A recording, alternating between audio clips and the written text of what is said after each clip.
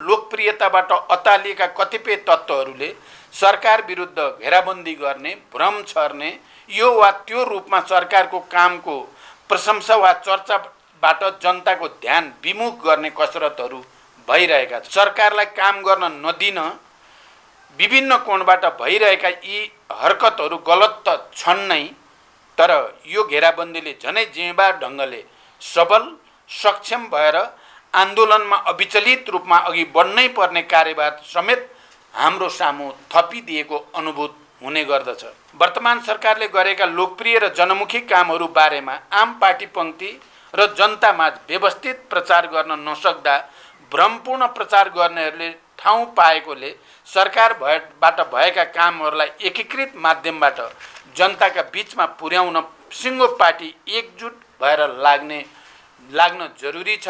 मैले के देखेको छु भने सिङ्गो पार्टी एक ढिक्का भएर अगाडि बढ्ने हो भने हाम्रा अगाडि खडा भएका सबै चुनौतीहरूको सामना गर्न सकिन्छ र पार्टीलाई देशकै बलियो र भरोसा योग्य पार्टीका रूपमा रूपान्तरण गर्न सकिन्छ। सरकारले गरेका नक्कली भुटानी शरणार्थी काण्डको छानबिन, ललिता निवास प्रकरणमा निर्भीकतापूर्वक गरिएको कारबाही, सुनकाण्डको निष्पक्ष छानबिन जस्ता घटनाले राज्य शक्तिको दुरुपयोग मार्फत भएका अपराध कर्महरूको पर्दाफास गर्दै लगेको छ।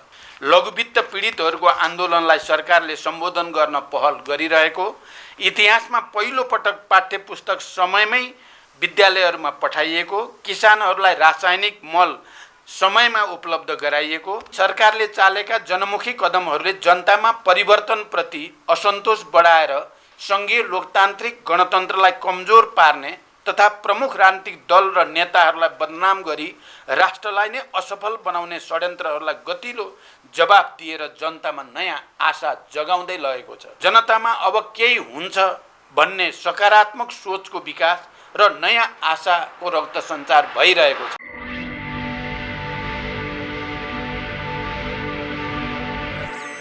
पार्टीलाई जनतासँग जोड्दै समाजवादको आधार तयार गर्ने सङ्कल्पका साथ 3 महिने अभियानमा देशका विभिन्न स्थानमा पुग्नुभएका केन्द्रीय समिति, प्रदेश समिति र विभिन्न स्तरमा क्रियाशील कमरेडहरू, कार्यक्रममा सहभागी हुँदै गर्नुभएका सम्पूर्ण आदरणीय आमा बुवा, दिदी बहिनी तथा दाजुभाइहरू, देशभरि नै यो कार्यक्रमलाई सम्प्रेषण गर्न सक्रिय सबै पत्रकार मित्रहरू, जनतासँग माओवादी विशेष रूपान्तरण अभियानको शुभारम्भको यो ऐतिहासिक अवसरमा यहाँहरू सबैमा हार्दिक अभिवादन व्यक्त गर्दछु।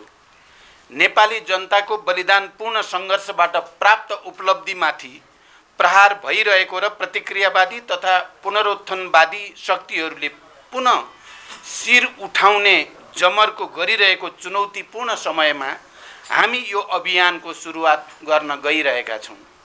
गत महिना सम्पन्न हाम्रो पार्टीको केन्द्रीय समितिको चौथो पूर्ण बैठकले देशको राष्ट्रिय एकता र स्वाधीनतालाई सुदृढ गर्ने, आत्मनिर्भर अर्थतन्त्रको विकास गर्ने, सामाजिक न्याय र सुशासनको कार्यक्रमलाई अझ प्रभावकारी बनाउने, जनताको विकासको आकाङ्क्षालाई ठोस रूपमा सम्बोधन गर्न, सङ्गठन निर्माण र जनपरिचालनका कार्यक्रमहरू बनाई अभियानका रूपमा सञ्चालन गर्ने निर्णय गरेको थियो। पार्टीको सोही निर्णयलाई प्रभावकारी ढङ्गले कार्यान्वयन गर्न आज भदौ 16 गते देशका 6743 वडाहरूबाट एकैसाथ अभियानको उद्घाटन भइरहेको छ। सर्वप्रथम म यो अभियान सफलताको शुभकामना दिँदै अभियानले पार्टीभित्र नयाँ ऊर्जा सिर्जना गर्ने र जनतासँगको सम्बन्धलाई अझ बलियोसँग स्थापित गर्ने विश्वास व्यक्त गर्दछु। आदरणीय जनसमुदाय, परिवर्तनको नेतृत्व गरेको हाम्रो पार्टी यति बेला इतिहासकै चुनौतीपूर्ण अवसरका बीचमा खडा छ। इतिहासले हामीमाथि ठुलो जिम्मेवारी सुम्पेको छ। हाम्रो पार्टीको नेतृत्वमा भएको जनयुद्ध र 12 बुँदे समझदारीका आधारमा भएको जनआन्दोलनका बलमा स्थापित सङ्घीय लोकतान्त्रिक गणतन्त्रलाई संस्थागत गर्दै समाजवादको आधार तयार पार्ने जिम्मेवारी इतिहासले हामीलाई सुम्पेको छ। परिवर्तनको रक्षा गर्दै संविधानमा उल्लेखित समाजवाद निर्माणको आधार खडा गर्ने, सुशासन, सामाजिक न्याय र समृद्धिको राष्ट्रिय अभिभारा पूरा गर्ने जिम्मेवारी पनि हाम्रो काँधमा छ। हो, इतिहासको यही अत्यन्त गम्भीर, सङ्क्रमणकालीन र संवेदनशील जिम्मेवारी पूरा गर्ने मोडमा हामी खडा छौँ। जनतासँग माओवादी विशेष रूपान्तरण अभियानको उद्घाटन गरिरहँदा मैले के देखेको छु भने, सिङ्गो पार्टी एक ढिक्का भएर अगाडि बढ्ने हो भने हाम्रा अगाडि खडा भएका सबै चुनौतीहरूको सामना गर्न सकिन्छ र पार्टीलाई देशकै बलियो र भरोसा योग्य पार्टीका रूपमा रूपान्तरण गर्न सकिन्छ। समाजवादको आधार तयार पार्ने नयाँ चरणको आन्दोलनको नेतृत्व लिन पार्टीलाई सक्षम बनाउने अठोटका साथ यो अभियानले सफलता प्राप्त गर्ने मैले विश्वास लिएको छु।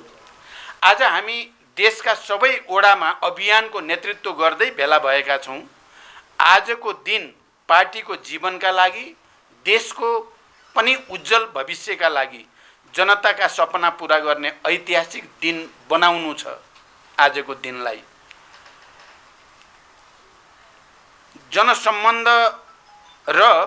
जनसम्बन्ध कमजोर हुँदै जाने परिस्थितिसँगै सृजना भएको सङ्कटलाई चिर्न समेत यो अभियानले नयाँ प्राणको काम गर्ने आशा पनि हामीले लिएका छौँ। त्यसैले यो अभियानले एकातिर आजको युगको नेतृत्व गर्ने विचार निर्माणका लागि आधार तयार पार्नेछ भने अर्कोतर्फ यो नेतृत्वको लागि आवश्यक क्रान्तिकारी र सबल सङ्गठनको निर्माण गर्न मद्दत गर्नेछ। यसका साथै यो अभियानले जनतामाझ पुगेर आजको युग सापेक्ष अग्रगामी सभ्य राजनीतिक संस्कार र चिन्तनको समेत विकास गर्न मद्दत पुग्नेछ। अहिले मेरो नेतृत्वमा रहेको सरकारले सामाजिक न्यायको प्रत्याभूति, सुशासन, सार्वजनिक सेवा प्रवाहमा जनताको सहज पहुँच र विकासलाई मुख्य प्राथमिकता दिँदै काम गरिरहेको छ। सरकारले इतिहासले नै सम्झिने गरी कयौं साहसिक र जनपक्षीय कामहरू अगाडि बढाइरहेको छ। एकपछि अर्को गर्दै सरकारबाट अघि सारिएका कामहरूले जनतामा राजनीति र व्यवस्थाप्रति नै विकास हुँदै गएको निराशा चिरेर आशा र भरोसाको वातावरण सृजना गरिरहेको छ। राजनीतिक र सामाजिक अराजकताको स्थानमा सकारात्मक भाष्यको निर्माण हुँदै सरकार र प्रणालीप्रतिको विश्वास क्रमशः बढ्दै गएको छ। तर हामीले आफैले गरेका राम्रा काम पनि जनतासम्म पुर्याउन सकेका छैनौँ।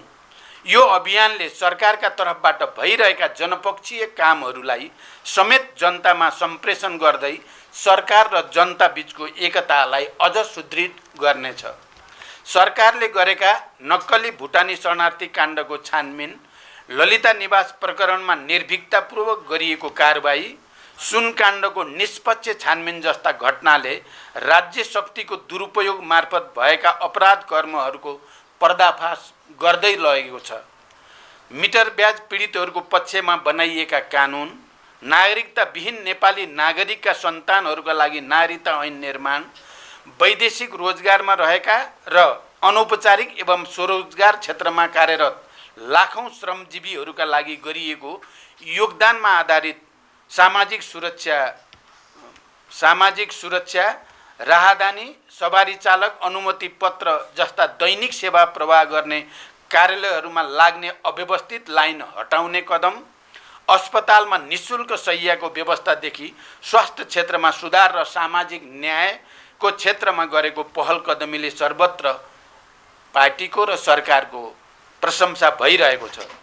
जनयुद्धका शहीद घोषणालाई राजपत्रमा प्रकाशित गर्नु, बाँकी रहेकालाई शहीद घोषणा गर्न तयारी गर्नु, जनयुद्ध दिवसमा दिइएको सार्वजनिक विदा लगायतका निर्णयहरूले राजनीतिक आन्दोलन र परिवर्तनमा योगदान गर्नेहरूको सम्मान भएको छ।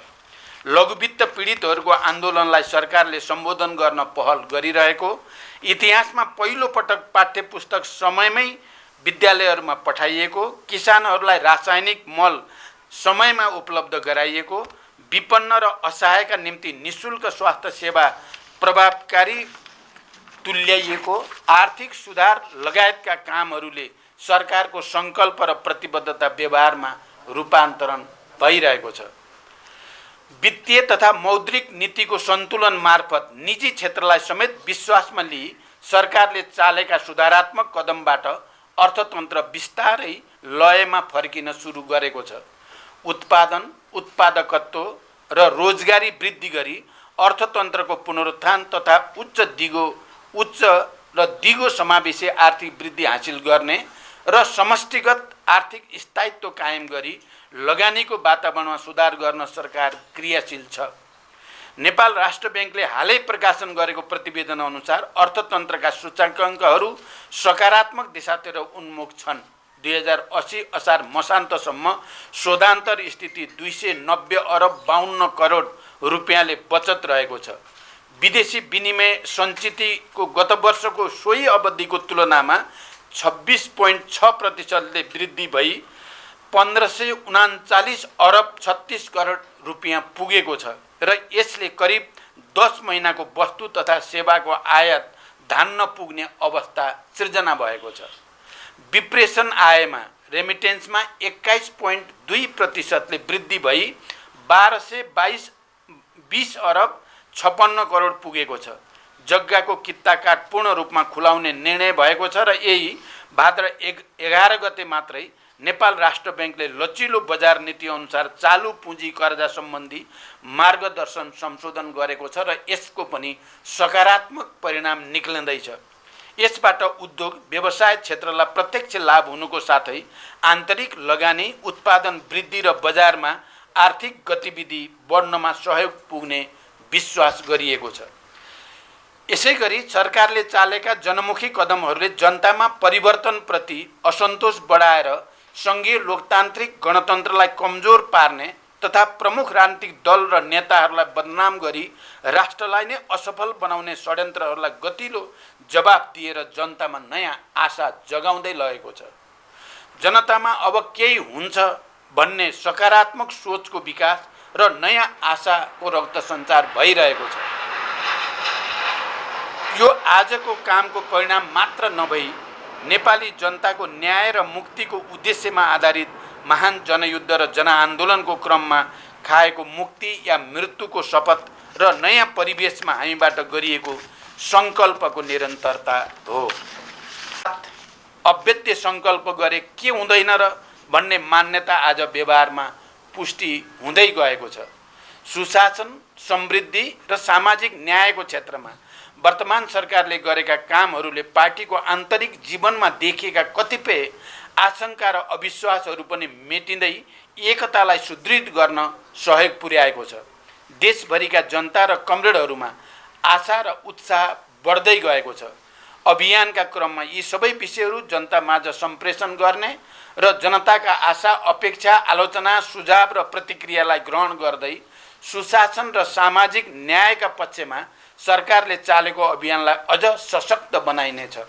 कमरेडहरू, यी उपलब्धिका बावजुद परिवर्तनलाई नरुचाउने, इतिहासको रथलाई उल्टो दिशामा लैजान खोज्ने र सरकारको लोकप्रियताबाट अत्तालिएका कतिपय तत्त्वहरूले सरकार विरुद्ध घेराबन्दी गर्ने, भ्रम छर्ने, यो वा त्यो रूपमा सरकारको कामको प्रशंसा वा चर्चाबाट जनताको ध्यान विमुख गर्ने कसरतहरू भइरहेका छन्। सरकारलाई काम गर्न नदिन विभिन्न कोणबाट भइरहेका यी हरकतहरू गलत त छन् नै, तर यो घेराबन्दीले झनै जिम्मेवार ढङ्गले सबल, सक्षम भएर आन्दोलनमा अविचलित रूपमा अघि बढ्नै पर्ने कार्यभार समेत हाम्रो सामु थपिदिएको अनुभूत हुने गर्दछ। त्यसैले हाम्रो अस्तित्व हामीमा नै निर्भर छ भन्ने कुरा बिर्सन हुँदैन। हामीले कस्तो विचार विकास गर्छौँ, हामीले कस्तो सङ्गठन निर्माण गर्छौँ, हामीले जनताका मुद्दाहरूलाई के कसरी र कुन स्तरमा उठाउँछौँ, हामीले आफ्ना कमजोरीप्रति कस्तो आत्मालोचना र आत्मसमीक्षा गर्छौँ, हामीले हाम्रा राम्रा कामहरूको प्रचार के कसरी गर्छौँ भन्ने जस्ता कुराले हाम्रो र सिङ्गो कम्युनिस्ट आन्दोलन एवं समाजवादी क्रान्तिको आधार तयार पार्ने आन्दोलनको भविष्य निर्भर रहन्छ।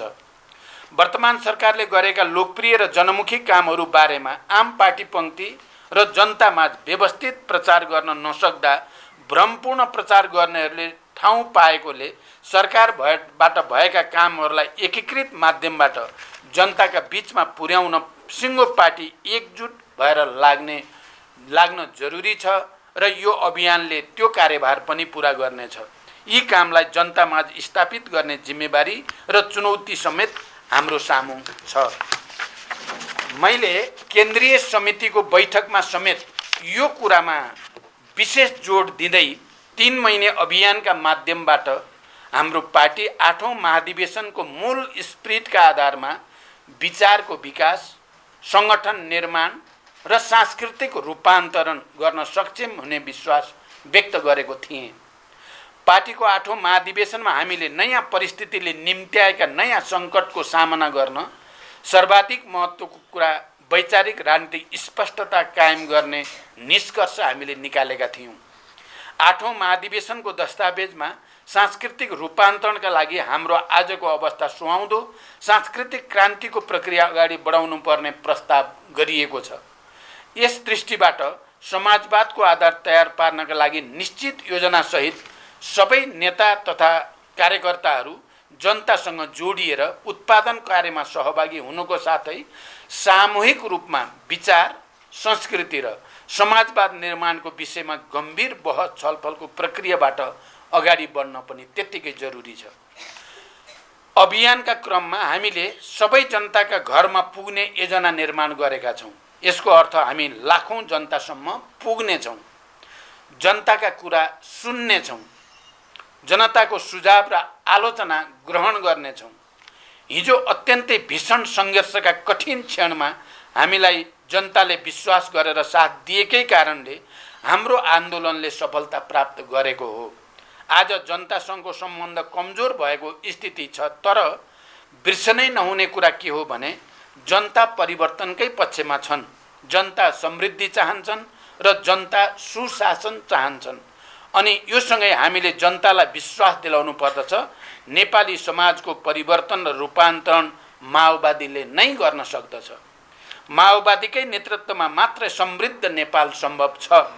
तसर्थ कमरेडहरू, जनतासँग हामीले भन्न सक्नु पर्दछ, हाम्रा गल्ती कमजोरीका लागि हामी आत्मालोचित हुन चाहन्छौँ, हामी सुध्रिन चाहन्छौँ। त्यसका लागि अभियान सहित तपाईहरुको घर दैलोमा छौं। कमरेड लेनिनले भन्नुभएको छ, यदि तपाई इमानदार हुनुहुन्छ भने आलोचनाबाट डराउन हुन्न, बरु जहाँ जहाँ जनता छन् त्यहाँ त्यहाँ गएर काम गर्नु पर्दछ र आफूलाई रूपान्तरण गर्नु पर्दछ। इमानदार मानिसले मात्रै साँचो अर्थमा वास्तविक आत्मालोचना गर्न सक्दछ र इतिहासबाट सिक्न सक्दछ। आदरणीय जनसमुदाय एवं कमरेडहरू, हामीले अभियानका क्रममा स्थानीय सन्दर्भमा समेत सुशासन, सार्वजनिक सेवा प्रवाहमा सहज पहुँच र सामाजिक न्याय सहितको विकासमा जोड दिन जरुरी छ। अहिले स्थानीय तहहरू केही स्रोत र साधनबाट सम्पन्न छन्। प्रदेशहरूमा आफ्नै सरकार निर्माण भएका छन्। हाम्रै सङ्घर्षको फलस्वरूप केन्द्रीकृत राज्य सत्ता संहिता कार्यान्वयनको तहमा गएको छ। तर स्थानीय तह र प्रदेशहरूले जनताको अपेक्षा अनुरूप जनताका मुद्दाहरूको सम्बोधन गर्न सकेनन्, सुशासन कायम गर्न सकेनन्, विकास निर्माणका कामहरू अगाडि बढाउन सकेनन् र सामाजिक न्याय कायम गर्न सकेनन् भने यसको बहानामा सङ्घीय लोकतान्त्रिक गणतन्त्रमाथि नै प्रहार गर्ने तत्त्वहरूले टाउको उठाउने खतरा रहन्छ। त्यसैले अभियानकै क्रममा स्थानीय तहमा समेत जनतासँग जोडिएका सुशासन, सामाजिक न्याय र विकासका कामहरूमा पार्टीले विशेष चासो र जोड दिन जरुरी छ। मैले बारम्बार भन्दै आएको छु, अबको हाम्रो लडाईँ स्थायित्वका निम्ति, समृद्धिका निम्ति र विकासका निम्तिको लडाईँ हो। किनकि सर्वत्र हामीले विरासतमा राम्रो चिज मात्रै प्राप्त गरेका छैनौँ। यहाँ व्यथितिको डङ्गुर छ, कुशासनका चाङ छन्, ठुल्ठुला सेटिङहरू छन्। यी व्यथितिहरूलाई सच्याउने, सेटिङहरूलाई भत्काउने र देशलाई साँच्चै नै सुसंस्कृत, सभ्य र समृद्ध बनाउने लडाईँमा हामी छौँ। सरकारको नेतृत्वको नाताले मैले यो चुनौतीलाई चुनौतीपूर्ण अवसरको रूपमा स्वीकार गरेको छु। अब यसलाई गन्तव्यमा पुर्याउन सोही अनुरूपको बलियो र क्रान्तिकारी पार्टी निर्माणको आवश्यकता रहेको मैले केन्द्रीय समिति बैठकमा निकै जोड दिएर उठाएको छु। त्यसैले यो 3 महिने अभियानले सरकारले अघि बढाएको पहल कदमी र पार्टीले अघि सारेको अभियानलाई लक्ष्यमा पुर्याउन ठोस भूमिका खेल्नेछ र यहाँहरू सबै यही स्पिरिट र क्रान्तिकारी भावनाले जनतामाझ जानुहुनेछ भन्ने विश्वास मैले लिएको छु। कमरेडहरू, अहिले अभियानका क्रममा हाम्रो सक्रियता र जनतामाझ हामी पुग्ने अवस्थाले राजनीतिक प्रणालीप्रति जनताको गुम्दै गएको विश्वासलाई समेत फर्काउने र रूपान्तरणका लागि ऊर्जा प्राप्त गर्ने अवस्था सिर्जना हुनेछ। कमरेड लेनिनले नै भने चाहिँ अत्यन्त उन्नत सिद्धान्तको आधारमा चल्ने पार्टीले मात्रै जनताको नेतृत्व गर्न सक्दछ। अहिले नेपाली समाजको नयाँ चरणको क्रान्ति अर्थात् समाजवादी क्रान्तिको नेतृत्व गर्न हाम्रो पार्टी त्यही अग्रदस्ता बन्नुपर्ने अनिवार्यता रहेकोमा म पुनः जोड दिन चाहन्छु। नेपालको राजनीतिक आन्दोलन नयाँ चरणमा प्रवेश गरेको छ। पहिलो सङ्गठित राजनीतिक आन्दोलन 7 साल वरिपरि सम्पन्न भयो। यसले राणा शासन समाप्त गर्यो। दोस्रो महत्त्वपूर्ण आन्दोलन 46 सालको आन्दोलन हो, जसले निरङ्कुश पञ्चायती व्यवस्थालाई समाप्त गर्यो। तेस्रो 10 वर्षे महान जनयुद्ध र 19 दिने ऐतिहासिक जनआन्दोलनको अवधि थियो, जसको बलमा राजतन्त्रको अन्त्य भयो र गणतन्त्रको स्थापना भयो, जसमा मधेस आन्दोलन र अन्य उत्पीडित वर्ग जातिको आन्दोलनको पनि उत्तिकै महत्त्वपूर्ण भूमिका रह्यो। अब नयाँ अर्थात् समाजवादको आधार निर्माणको चरणमा नेतृत्व गर्ने नयाँ राजनीतिक शक्ति आजको आवश्यकता हो। हाम्रो पार्टीले नेपालको वामपन्थी एवं लोकतान्त्रिक आन्दोलनको समग्र पुनर्गठन र एकीकरणको नेतृत्व लिनुपर्नेछ। यसका लागि कम्युनिस्ट आन्दोलनलाई युग, समय, चेतना र नयाँ पुस्ताका सपनाहरूसँग एकाकार गर्न सक्नुपर्दछ। साधारण नेतृत्वले पार्टी बनाउँछ, तर विशेष नेतृत्वले मात्रै आन्दोलन बनाउँछ, इतिहास बनाउँछ र बनाउँछ नयाँ युग। त्यसका लागि हामीले आफ्नै पुनर्गठन, आफ्नै सबलीकरण र रचनात्मक रूपान्तरण गर्न सक्नुपर्दछ। अनि मात्र यो पार्टीले नयाँ वैचारिक राजनीतिक संश्लेषणको आधारमा समग्र वामपन्थीहरूको एकता र सुदृढीकरणको नेतृत्व गर्न सक्दछ, युगको नेतृत्व गर्न सक्दछ। यो अवसरलाई हामी कसैले पनि गुम्न दिन हुँदैन। प्रिय कमरेडहरू, हामी हजारौं ती महान शहीदहरूका सपना, हजारौं बेपत्ता योद्धाहरूको त्याग र बलिदानको कीर्तिमान र हजारौं घाइते अपाङ्ग र लाखौं करोडौं जनताको रगत पसिनाबाट आएको परिवर्तनको रक्षाको निम्ति उहाँहरूप्रति सच्चा श्रद्धाञ्जली र उहाँहरूको सपना पुरा गर्ने प्रतिबद्धताका निम्ति पनि हामीले यो अभियानलाई सफलतासम्म पुर्याउन जरुरी छ। मैले बारम्बार भन्दै आएको छु, मेरो जीवन सङ्घर्ष र आन्दोलन भन्दा पर छैन। देश र जनताप्रति समर्पित हुँदै नेपाली समाजको रूपान्तरणका लागि योगदान गर्ने बाहेक मेरो अन्य कुनै उद्देश्य पनि छैन।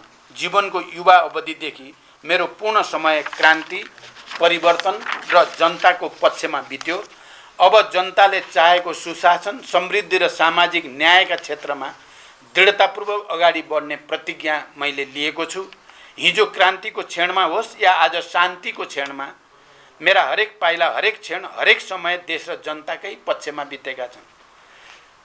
मेरो नेतृत्वले नेपाली समाजमा के कति परिवर्तन ल्यायो या ल्याएन, यसको समीक्षा जनता र इतिहासले गर्ने नै छ।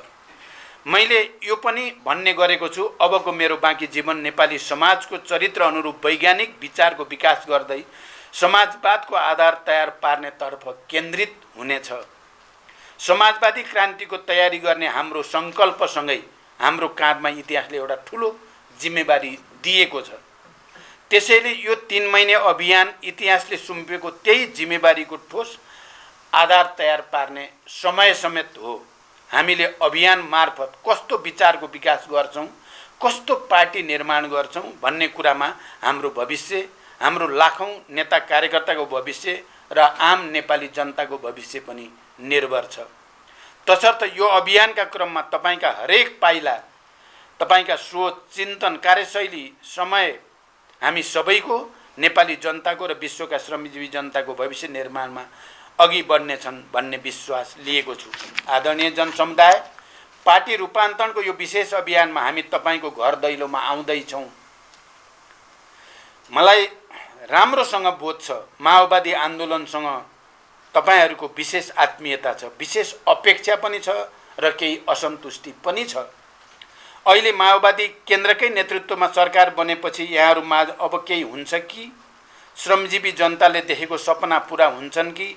शोषण र विभेद अन्त्य भई सामाजिक न्यायसहितको नयाँ सभा स्थापित हुन्छ कि भन्ने आशा पुनः पलाएको छ। सरकारले गरेका सुशासनमुखी कामबाट राजनीतिप्रति भरोसा जागेको छ।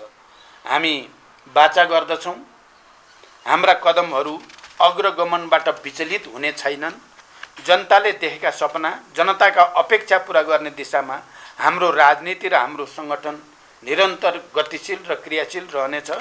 कतिपय गल्ती कमजोरी रहे पनि इतिहासबाट पाठ सिक्दै यो अभियान मार्फत हामी जनताको बलियो, क्रान्तिकारी र भरोसायोग्य पार्टी बन्ने प्रक्रियामा छौँ। अभियानका क्रममा यहाँहरूको रचनात्मक र ऊर्जाशील सहभागिताका लागि पनि म हार्दिक अपिल गर्न चाहन्छु। अन्त्यमा सम्पूर्ण कमरेडहरू केन्द्रीय समितिको स्पिरिट र निर्णय अनुसार तोकिएको जिम्मेवारी र कार्यक्षेत्रमा खटौँ। पार्टी र जनता बीच नङ मासुको सम्बन्ध स्थापित गरौँ।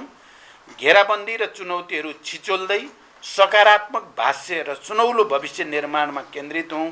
समाजवादको भविष्य उज्जवल छ, हाम्रो जित सुनिश्चित छ। धन्यवाद र क्रान्तिकारी अभिवादनसहित फेरि एकचोटि सबैलाई धन्यवाद भन्न चाहन्छु। धन्यवाद, अभिवादन। धन्यवाद सम्माननीय प्रधानमन्त्री एवं श्रद्धेय पार्टी अध्यक्ष कमरेड